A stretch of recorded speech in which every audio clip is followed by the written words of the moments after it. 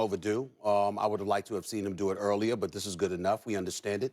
From the days of Bill O'Brien and some of the decisions that he's made, particularly the latest, most egregious thing was letting go of DeAndre Hopkins. Enough was enough. And after this horrid season that transpired, there's no way around it. And then when you look at the fact that this is a guy that was in tears and incredibly grateful and thankful to the organization for the money that they gave him, even though Max's points are very, very valid in terms of he was going to get that money anywhere because he earned it.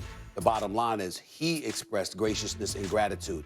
Yet at the end of the season, it was a complete 180, and he wants nothing to do with the organization. That tells me that they did something wrong, that they betrayed him in some kind of manner.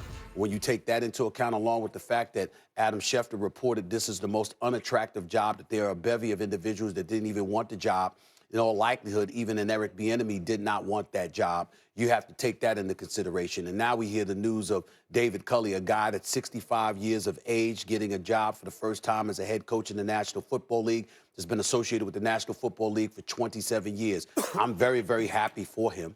Very happy for him. Very happy that a black man got a head coaching job opportunity. But the flip side to that is that he's never been an offensive coordinator.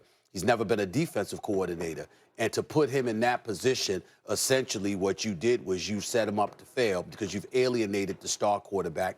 Clearly, the organization is going to be moving in a different direction because there's nothing but mayhem and everything else going on there right now. You bring him in, you've set him up to fail because I don't see any way how he can succeed in the immediate future, and that's usually the kind of job a black man gets. And unfortunately, that's the situation here with Houston. But I'm still happy for him, and I'm happy that Deshaun Watson decided to make his feelings official in that regard. I have no problem with his position whatsoever because the Houston Texans appear to deserve this. My reaction is this. We are about to see the biggest trade in NFL history, by far. You know, you always think of Herschel Walker because back then running backs were this enormous deal, but not like quarterbacks are today. And Herschel Walker was traded for so much, the Dallas Cowboys had a dynasty after that, right? But still, it ain't like a quarterback today. And Joe Montana got traded to the Chiefs, but he was toward the end. They had Steve Young, and he did great with the Chiefs, took him to the AFC Championship game, but again, toward the end. When have we ever seen this? A quarterback, a great quarterback, in his prime. Guys, when you think about everybody in the NFL, there's only one player with more trade value than Deshaun Watson. That one player is Patrick Mahomes, because he's even better. But that's it. There's no one else. Aaron Rodgers, you could say, is a little better than Deshaun Watson still, but Rodgers is 37. You want to argue Russell Wilson? And maybe I'll take Deshaun Watson right now. But Deshaun Watson is 7 years younger than Russell Wilson. Josh Allen is a star, and maybe he's going to be a superstar. Lamar Jackson's already won MVP. You know how I feel about Justin Herbert, and everyone's raving about Trevor Lawrence. None of those guys right now is Deshaun Watson, who's 25 years old. We're about to witness the biggest trade in NFL history. That's my first thought. My next thought is this.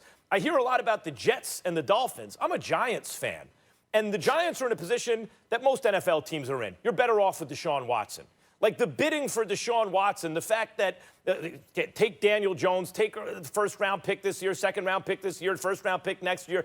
The odds that you find Deshaun Watson or a player nearly as valuable as that, even when you weigh all those things, are slight. You're much better off with Deshaun Watson. So if that goes, I think of the Giants. I'm a Giants fan. That goes for a lot of teams in the NFL. Most teams in the NFL should try to move mountains right now to get this guy. And finally, the hiring of Culley, who's a black head coach now, but Stephen A., good for them for hiring him. I can't help but to think he's 65 years old, and he's replacing an interim coach who's even older than that, African-American. Mm-hmm. Is that a 10-year plan, would you say, Stephen A.? If you hire a 65-year-old, is that a 10-year plan? It ain't even a 5-year plan. I'm not saying Culley's... All right, I'm not saying Culley's not qualified or that I'm not happy for him. He's paid his dues in many respects, you know, for a while in the NFL. That's fine. But from the point of view of the Texans, to me, it feels like a PR move, like a move meant to maybe, because they know this is coming from Deshaun Watson, frame him as, well, what does he want? Where you can see this is not, their head coach is not in their long-term plans, just given his age. Okay, guys, let me jump in here because Adam